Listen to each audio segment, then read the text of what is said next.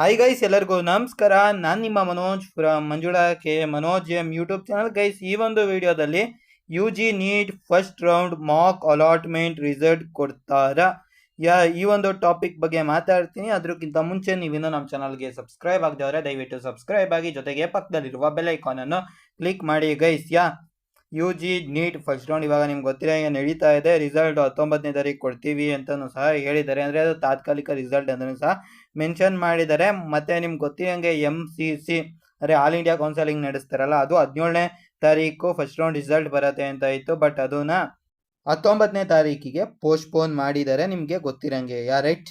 ಅದರಿಂದ ಲೆಕ್ಕದಲ್ಲಿ ಏನು ಮಾಡ್ತೀರಪ್ಪ ಅಂದರೆ ಫಸ್ಟ್ MCC ಅವ್ರು ಬಿಡ್ತಿದ್ರು, ಆಮೇಲೆ ನಮ್ಮ KE ಅವ್ರು ಬಿಡ್ತಿದ್ರು. ಅದರಿಂದ ಏನಾದರೂ ಇವರು KE ಅವರು ಇದನ್ನು 21ನೇ ತಾರೀಕಿಗೆ ರಿಸಲ್ಟ್ ಏನಾದ್ರು ಬಿಡಬಹುದಾ, ಆ ಥರ ಚರ್ಚೆಗಳು ನಡೀತಾ ಇದೆ. ಬಟ್ ಯಾವುದೇ ಕ್ಲಾರಿಟಿ ಇಲ್ಲ. ಇನ್ನೂ KEA ಕಡೆಯಿಂದನೂ ಸಹ ಯಾವುದೇ ಕ್ಲಾರಿಟಿ ಕೊಟ್ಟಿಲ್ಲ. U G NEET first round mock ಅಲಾಟ್ಮೆಂಟ್ನ ಕೊಡ್ತೀವಿ ಅಂತ.